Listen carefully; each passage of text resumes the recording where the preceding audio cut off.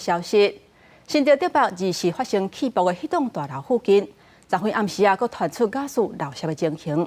消防人员发现讲，现场瓦斯的高度超过标准，有甲2万 ppm。除了布水线抓水以外，嘛用排烟机伫通风。到昨昏半暝，瓦斯的高度总算是降到正常值。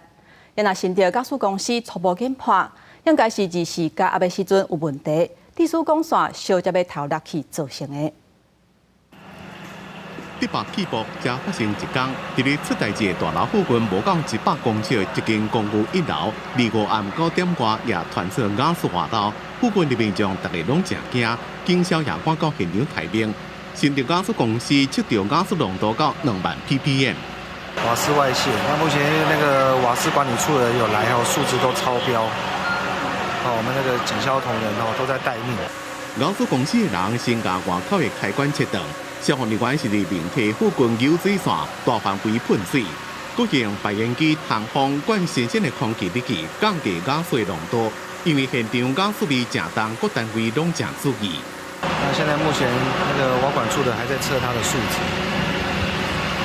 因为浓度还蛮浓的，所以铁门没有办法开。瓦斯公司初步研判，可能是2时压力无正常，互明体瓦斯管线接头松去，再互瓦斯一直流出来。而且这间厝是当作村库伫咧用，无人住，所以这瓦斯一直流出来，拢无人发现。好佳在伫暗时11点外，浓度已经慢慢降到100 ppm 以下，进步解除。虽然无出代志，不过伫咧起爆发生的地点附近的民众，最近可能拢无法度好好困。记者综合报道。